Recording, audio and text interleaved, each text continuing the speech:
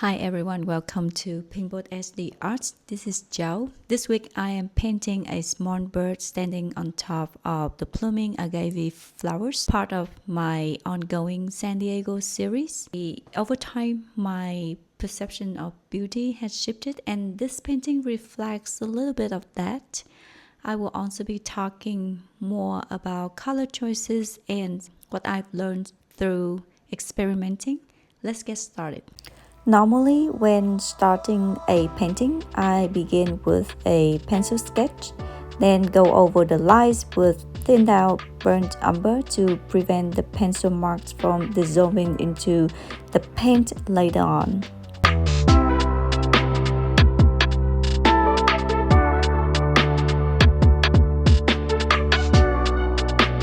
The first thing I wanted to do was paint the background. This painting depicts an agave deserti in full bloom, a species native to San Diego and the Anza Borrego desert. It produces beautiful, vibrant yellow flowers that attract birds. These blossoms bloom in the spring, typically around March and April.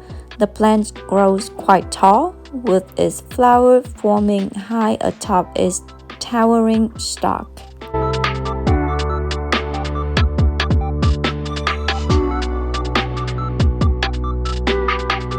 Given the vibrant, bright yellow flowers of the Agave deserti, I felt a purple background would be perfect, as purple is the complementary color to yellow, enhancing the contrast and making the blossoms stand out even more.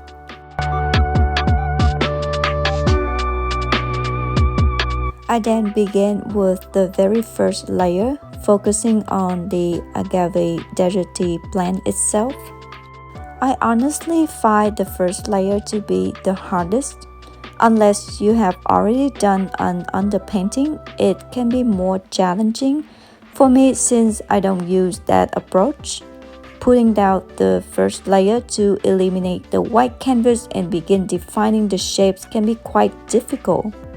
For the first layer, I always use a paint thinner to dilute the paint, making it thin enough to apply smoothly. This allows me to build up more layers on top as I progress. Earlier, when I was figuring out how to paint and how paint thinner and oil interacted, I tried using oil instead of paint thinner in the first or second layers.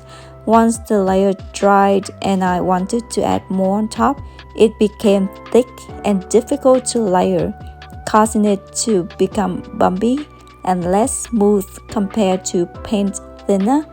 I learned my lesson then.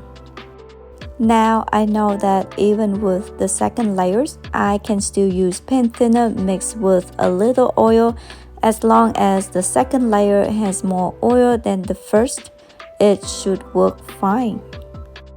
Before I started painting and before I moved to San Diego, I didn't understand the beauty of the desert. To me, beauty meant an abundance of green, lush landscapes, flowing streams, then trees, signs of vibrant life. That's the kind of beauty I was used to, having lived in places like New Zealand, Virginia, and Arkansas. In Virginia, in New Zealand, it rains so often, so everything is incredibly green. When I moved to San Diego at the end of 2020, we began visiting many places nearby like the Anza Borrego Desert, Palm Spring, Palm Desert, and Joshua Tree. Even just heading east from San Diego, the landscape becomes more desert-like, dry, open, and stark.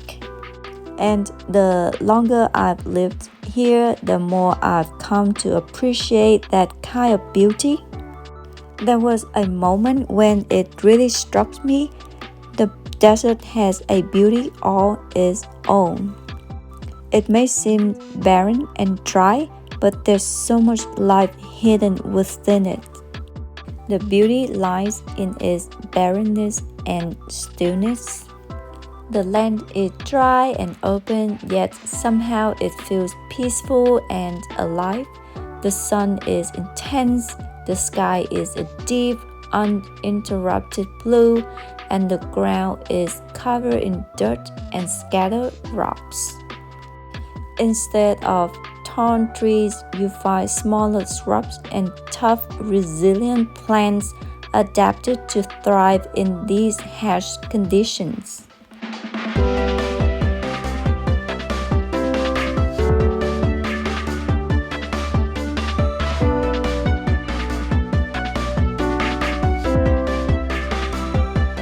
For now, I think I'll call San Diego home. I've lived in many different places, but at this point in my life, this feels like the best one. I especially love the months of April, May, and June. It's the best time of the year here. The weather is still cool, not too hot, and overall just really pleasant.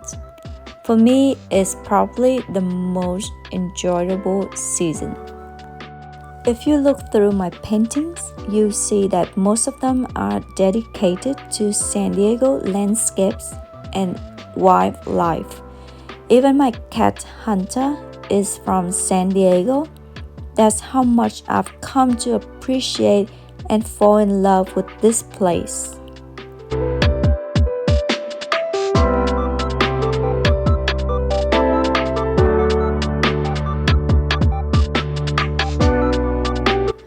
So back to the painting, I was still working on the first layer of the flowers. Before choosing my palette, I did some color testing and debated between using yellow ochre or raw sienna.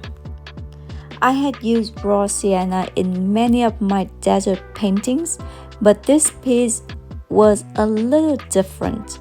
The main focal point was the bird, and its complement was the bright, vibrant yellow flowers of the agave that tied to the desert theme. Up until that point, I hadn't used yellow ochre much in my work, so for this painting, I wanted to experiment with it. First, for the yellow flowers themselves, and second, to mix with ultramarine blue to create a warmer green. Honestly, when I mixed yellow ochre with ultramarine blue and cadmium lemon, I found the green to be a bit low in value. It wasn't as saturated or vibrant as I had hoped.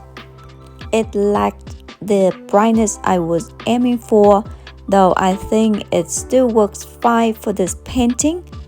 Another thing I noticed was that using yellow ochre for the flowers didn't quite capture how bright and intensely yellow they are.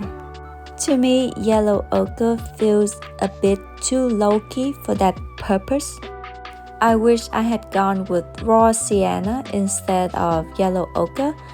I've used raw sienna in many of my paintings and I've loved it every time.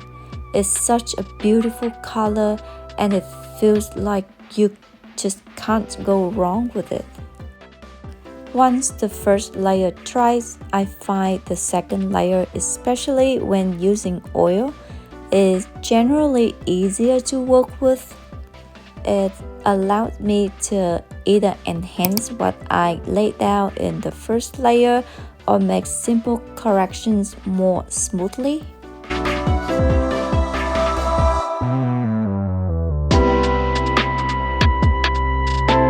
My favorite part of the painting was right here, where I used cadmium lemon to paint the agave deserti flowers in full bloom. It instantly made the painting pop. Cadmium lemon is so rich and vibrant that it really brought the whole piece to life.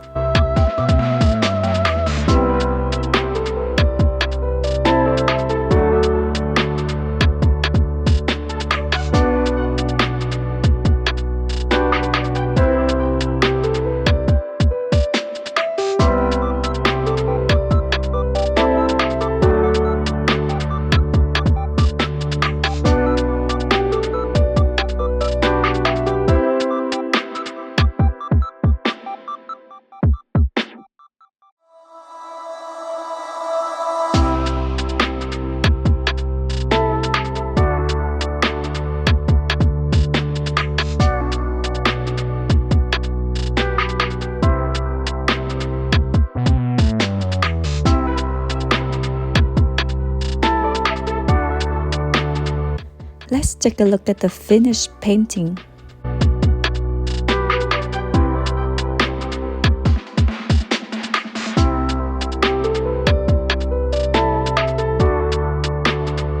Overall, I'm very happy with how the painting turned out. I love the vibrant yellow flowers. It makes the whole piece comes alive. I also really like the purple background, which complements the yellow blossoms. Thank you for watching this painting process, and I'll see you again next time.